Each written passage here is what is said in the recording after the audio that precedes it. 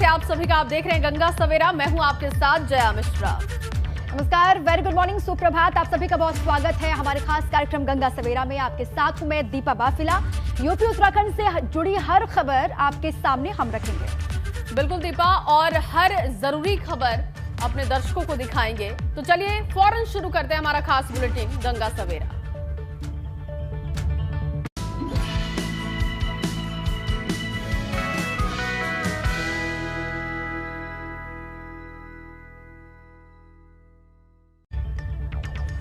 और चलिए सबसे पहले आपको गोरखपुर से सीएम योगी की तस्वीरें दिखाते हैं। सीएम योगी आज भी गोरखपुर में हैं और आज उनके गोरखपुर दौरे का दूसरा दिन है।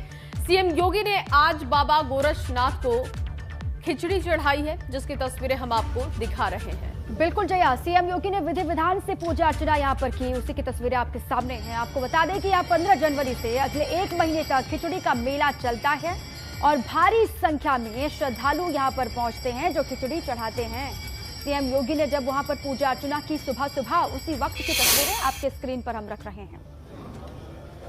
गोरखपुर में मौजूद हैं सीएम योगी आदित्यनाथ। आज उनके दौरे का दूसरा दिन है।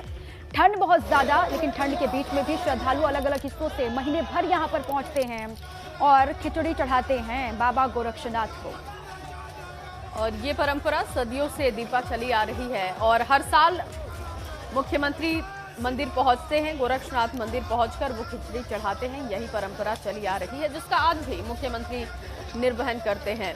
और देखिए वहीं की तस्वीरें इस वक्त दिखा रहे हैं, बाबा गोरक्षनाथ मंदिर की तस्वीरें खिचड़ी के मौके पर। आज मकर संक्रांति का पावन पर्व है। इस अवसर पर पूर्वी उत्तर प्रदेश और देश के विभिन्न भागों से आए हुए श्रद्धालुओं के द्वारा शिवावतार भगवान गोरखनाथ जी को अपनी आस्था की पवित्र खिचड़ी चढ़ाई जा रही है। ब्रह्म मुहूर्त में भी 4 बजे मंदिर के कपाट खुले हैं और यहाँ पर भगवान गोरक्षनाथ जी को पवित्र खिचड़ी चढ़ाने का सौभाग्य मुझे प्राप्त हुआ है। आप देख रहे होंगे कि कल भी और आज भी लाखों की संख्या में श्रद्धालु जन आकर के भगवान गोरक्षनाथ जी को अपनी आस्था की पवित्र खिचड़ी चढ़ा रहे हैं। अब चलिए आगे बढ़ते हैं, बात यूपी की सियासी खबरों की करते हैं।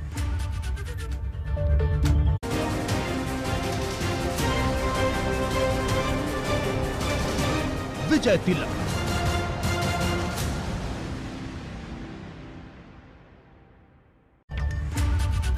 और अब बात भाजपा की। यूपी विधानसभा चुनाव के लिए आज भाजपा उम्मीदवारों की पहली लिस्ट जारी कर सकती है, ये खबर मिल रही है। गुरुवार को प्रधानमंत्री नरेंद्र मोदी और जेपी नड्डा की अध्यक्षता में बीजेपी की केंद्रीय चुनाव समिति की बैठक हुई थी, जिसके बाद माना जा रहा है कि आज पहली लिस्ट आ सकती है।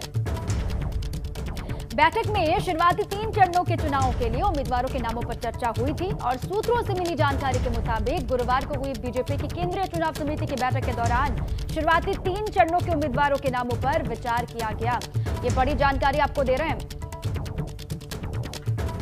और इस दौरान महिलाओं, पिछड़ा वर्ग और अनुसूचित जाति जनजाति के लोगों को भी उचित प्रतिनिधित्व मिले, इसका भी ध्यान रखा गया है।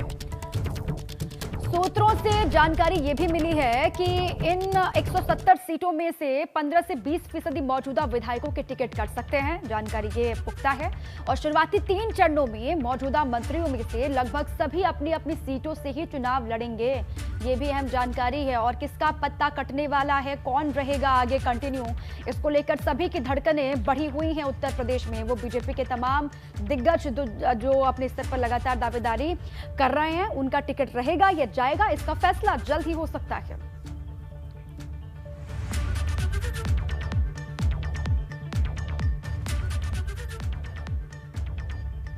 वहीं आगामी विधानसभा चुनाव के लिए सपा भी फुल फॉर्म में दिखाई दे रही है। भाजपा के मंत्री विधायकों का सपा में आने का सिलसिला भी दीपा लगातार जारी है। बिल्कुल, और इसी बीच आज अखिलेश यादव एक महत्वपूर्ण प्रेस कॉन्फ्रेंस करने वाले हैं। जानकारी की है आज दोपहर 12:30 बजे अखिलेश यादव लखनऊ के सपा दफ्तर पर प्रेस कॉन्फ्रेंस को संबोधित कर सकते हैं। बिल्कुल, और वहीं आज इमरान मसूद अपने सहयोगियों के साथ सपा में औपचारिक तौर पर शामिल भी हो सकते हैं और इसके अलावा हो सकता है कि आज भी कुछ लोग सपा ज्वाइन करें। बिल्कुल, अब इमरान मसूद को लेकर यह खबर मिल रही है कि औपचारिक तौर पर वो समाजवादी पार्टी का हिस्सा हो सकते हैं। हालांकि वो पहले ये कह चुके हैं कि समाजवादी पार्टी में वो जाने वाले, औपचारिकताएं आज पूरी होंगी।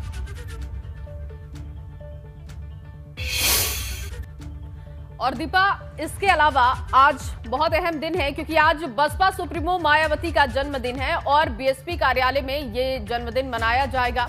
अपने जन्मदिन के मौके पर मायावती कोई बड़ा ऐलान भी कर सकती है, इसके भी संकेत हैं। बिल्कुल, और ऐसा कहा भी जा रहा है, बताया जा रहा है कि आज सुबह 11 बजे मायावती प्रेस कॉन्फ्रेंस करने वाली हैं। वहीं आज यूपी चुनाव के लिए उम्मीदवारों की एक साथ औपचारिक लिस्ट जारी हो सकती है, ऐसा भी कहा जा रहा है। बिल्कुल, आपको बता दें कि इस बार पार्टी बिना गठबंधन के अकेले अपने दम पर चुनाव लड़ रही है।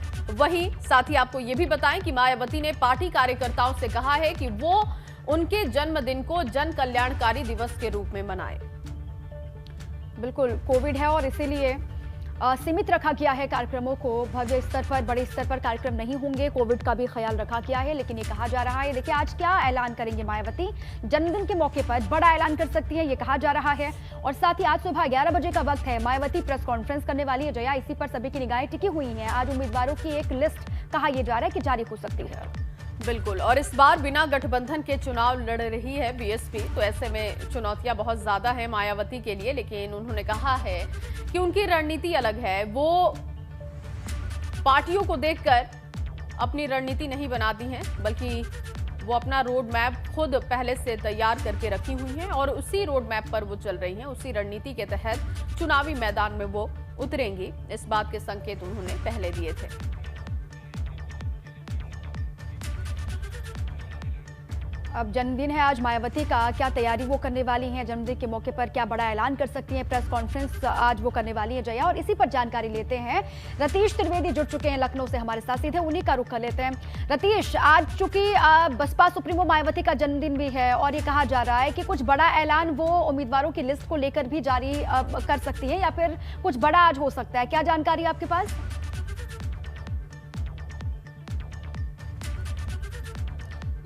देखिए, बीएसपी प्रमुख मायावती का आज 66वां जन्म दिवस है और जन्म दिवस के मौके पर वो हर बार एक प्रेस कॉन्फ्रेंस को आयोजित करती हैं। आज भी बीएसपी के स्टेट कार्यालय में प्रेस कॉन्फ्रेंस का आयोजन किया जाएगा और मायावती का जो जन्मदिन है वो हमेशा जन कल्याणकारी दिवस के रूप में मनाया जाता है। वो अपने कार्यकर्ताओं से आह्वान करती हैं कि इस दिवस को जन कल्याणकारी दिवस के रूप में मनाया जाए और गरीबों असहायों की सहायता की जाए। लेकिन चूंकि उत्तर प्रदेश में विधानसभा चुनाव है, चुनाव की तारीखों का ऐलान हो चुका है, नॉमिनेशन भी पहले फेज को लेकर के शुरू हो चुका है, ऐसे में आज ये माना जा रहा है कि बीएसपी चूंकि धीरे धीरे करके एक एक करके अपने कैंडिडेट पहले से घोषित करती आई है, लेकिन जो अन्य बचे हुए लिस्ट है, प्रत्याशियों की लिस्ट है, उसका औपचारिक ऐलान किया जा सकता है। क्योंकि देखने में आया है कि कांग्रेस है, समाजवादी पार्टी है, सभी ने अपनी लिस्ट सामने रख दी है। चूंकि प्रत्याशियों को वक्त चाहिए होता है अपनी चुनावी तैयारियों को लेकर के, और इस बार का चुनाव काफ़ी टफ है क्योंकि कोरोना की पाबंदियां लगी हुई हैं। आज 15 तारीख है,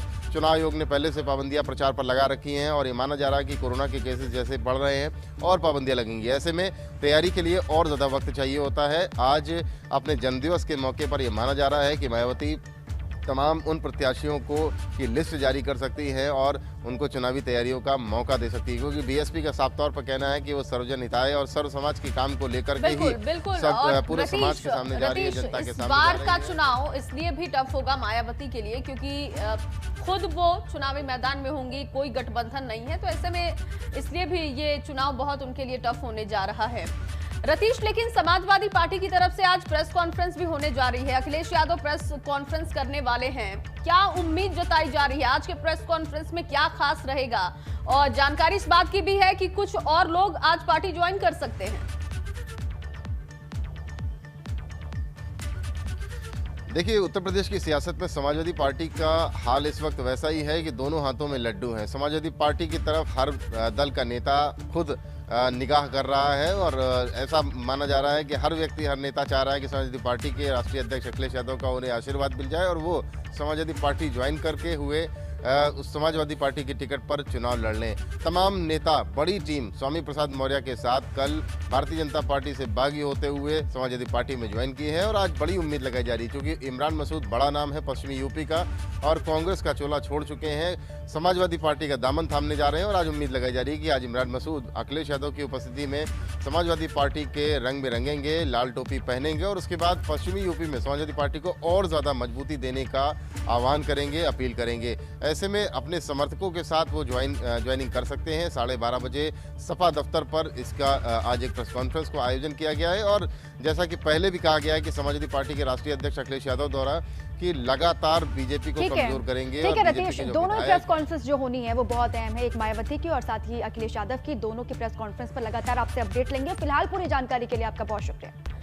और अब बात 80% बनाम 20% के उस जवाब की जो 85% बनाम 15% पर आ गई है, क्योंकि सपा में शामिल हुए स्वामी प्रसाद मौर्य भाजपा को पानी पी पी कर कोस रहे थे।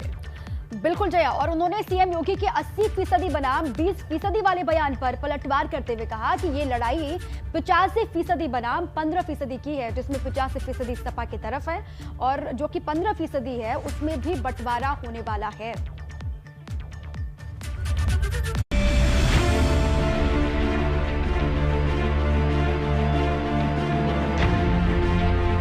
सपा ने दिया 85% का नारा, 15 में भी बंटवारा। 85 तो हमारा है, 15 में भी बंटवारा है। यूपी की लड़ाई अगड़े बनाम पिछड़ों पर आई।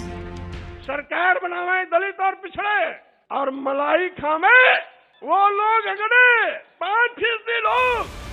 भाजपा का नारा है सबका साथ, सबका विकास और अखिलेश यादव भाजपा से आ रहे नेताओं के लिए सबका स्वागत, सबका सम्मान जैसी बातें लिख रहे हैं।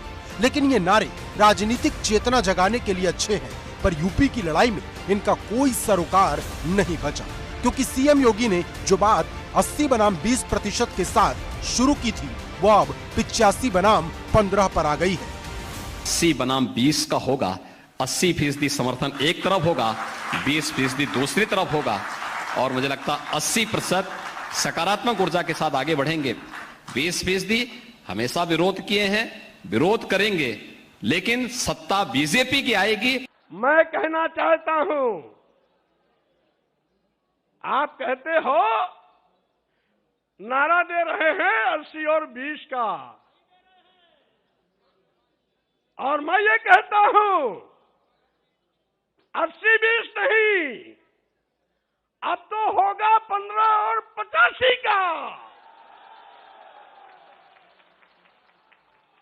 85 तो हमारा है, 15 में भी बंटवारा है। मतलब एकदम सीधा है। भाजपा जहां हिंदुत्व की पिच पर इस लड़ाई को हिंदू बनाम मुस्लिम बना रही, वहीं दूसरी तरफ समाजवादी खेमे में खड़े दल इसे अगड़े बनाम पिछड़े का रंग दे रहे हैं। कि जिन दलितों, पिछड़ों, गरीबों के वोट पर भारतीय जनता पार्टी ने पूर्ण प्रचंड बहुमत की सरकार बनाई। सरकार बनाने के बाद एक एक करके उन्हीं को दफनाने की कोशिश करने लगी। आज के बाद पूरे उत्तर प्रदेश में एक ऐसा जनसैलाब उमड़ेगा और चलेगा, एक ऐसी आंधी चलेगी, एक ऐसी सुनामी चलेगी जिसमें भारतीय जनता पार्टी के पर खटे उड़ जाएंगे। ये जो 80 और 20 की बात कर रहे हैं, 80% लोग तो समाजवादी पार्टी के साथ समर्थन में खड़े ही हो गए थे। उन समाजवादी पार्टी के साथ जो गठबंधन था उसके साथ खड़े ही हो गए थे।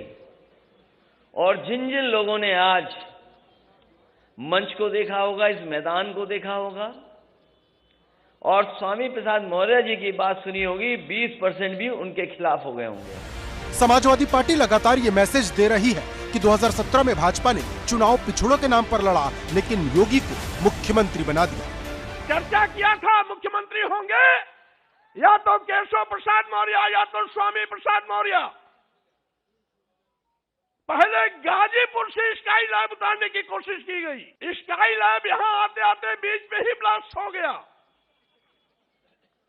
दूसरा स्काई लैब गोरखपुर से लाकर के मुख्यमंत्री की कुर्सी पर बैठा दिया और पिछड़े वर्गों की आंख में धूल झोंकने का काम किया। दरअसल अखिलेश यादव ने जिन छोटे छोटे दलों से गठबंधन किया है वो समाजवादी पार्टी के 85% वाले प्लान का ही हिस्सा है, जिसमें यादव, कुर्मी, राजभर, मौर्य, जाट, चौहान, दलित और मुस्लिम वोट शामिल हैं, जिनके बड़े बड़े नेता इस वक्त अखिलेश यादव के साथ खड़े हैं। इसके साथ ही भगवान परशुराम की मूर्ति लगवाकर 10% वाले ब्राह्मण वोट पर भी अखिलेश यादव की सीधी नजर है। मतलब पिछड़े दलित के अलावा अगड़ी जाति में भी सेंधमारी की कोशिश हो रही है। लेकिन मुद्दे की बात यह है कि क्या ये सभी जातियां एक साथ एकमुश्त होकर समाजवादी पार्टी को वोट देंगी या फिर हिंदुत्व की पिच पर सारे दावे हवा हवाई हो जाएंगे। Bureau report, ABP Ganga. बिल्कुल जया, तो ये अगड़े पिछड़ों की जो राजनीति हो रही है उत्तर प्रदेश में वो कहां जाकर के रुकेगी, इसी पर लगातार नजर है। लेकिन इन सब में सबसे आगे इस वक्त दिखाई दे रही है समाजवादी पार्टी। बिल्कुल, और चलिए दीपा, अब ग्राफिक्स के जरिए अपने दर्शकों को आज की बड़ी खबरें बता देते हैं कि आज की अहम और बड़ी खबरें क्या रहने वाली हैं दिन भर।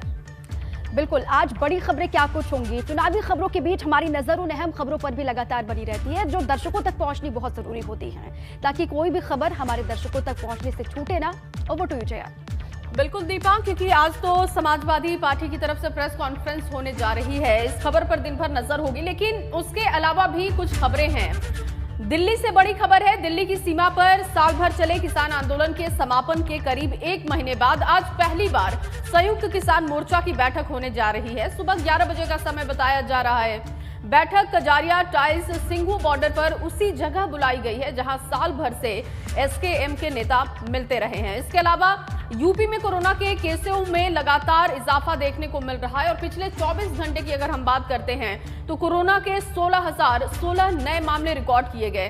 प्रदेश में एक्टिव केसेस की संख्या इस वक्त 84,440 पहुंच चुकी है, जो कि बहुत ही चिंता का विषय है। लखनऊ में बीते 24 घंटे की बात की जाए तो ये आंकड़ा 2,209 पहुंच चुका है, जबकि बीते 24 घंटे में नोएडा की स्थिति देखें तो आंकड़ा 1,817 पहुंच चुका है। और इसी मद्देनजर लगातार एबीपी गंगा भी लोगों से अपील कर रहा है कि आप सतर्क रहें, सजग रहें और अपना बहुत ध्यान रखें। क्योंकि कोविड की तीसरी लहर की दस्तक साफ तौर से सुनाई दे रही है और एक्सपर्ट ये कह रहे हैं कि अभी पीक आने वाला है। ये तो खबर अहम है, इस पर तो लगातार नजर रहेगी। इसके अलावा आज संयुक्त किसान मोर्चे की बैठक में क्या होगा, इसको लेकर भी अपडेट हम दर्शकों को करेंगे। किसानों का आंदोलन सभी लोगों ने देखा, वो आंदोलन कितना लंबा चला, अब आज क्या रणनीति बनने वाली है, ये देखने वाली बात होगी और इस पर तो लगातार अपडेट करेंगे। इसके अलावा सबसे बड़ी चुनौती इस वक्त हिंदुस्तान के सामने है कोरोना के बढ़ते केस के बीच में अब क्या फैसला आगे लिया जाता है। जिस तरह से कोरोना के केस बढ़ रहे हैं, ऐसे में एहतियात के तौर पर प्रशासन लगातार कदम उठा रहा है और एबीपी गंगा भी अपने दर्शकों से बार बार ये कहता है कि कोविड प्रोटोकॉल की पालना कीजिए, अपनों का बहुत ख्याल रखिए।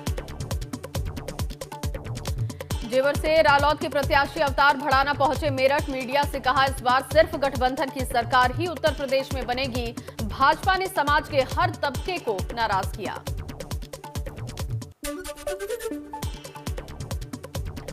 सरोजनी नगर विधानसभा से कांग्रेस का टिकट न मिलने पर प्रियंका मौर्य का आरोप, कहा घूस न देने पर मुझे टिकट नहीं मिला, टिकट को लेकर होती है धांधली। लखनऊ में सपा कार्यालय में कार्यक्रम को लेकर एफआईआर दर्ज हुई। धारा 144 तोड़ने और महामारी एक्ट के तहत एफआईआर दर्ज की गई है। सपा ने किया था सदस्यता ग्रहण का कार्यक्रम। शामली में आरएलडी के नेताओं में टिकट बंटवारे को लेकर घमासान हुआ। आरएलडी के 2 पूर्व विधायकों ने पार्टी अध्यक्ष पर पैसे लेकर टिकट देने का आरोप लगाया। लखीमपुर के कांग्रेस कार्यकर्ताओं ने की प्रियंका गांधी से मांग। लखीमपुर से विधानसभा का चुनाव लड़ने की मांग की है। अभी प्रियंका गांधी ने चुनाव लड़ने का नहीं किया है कोई ऐलान।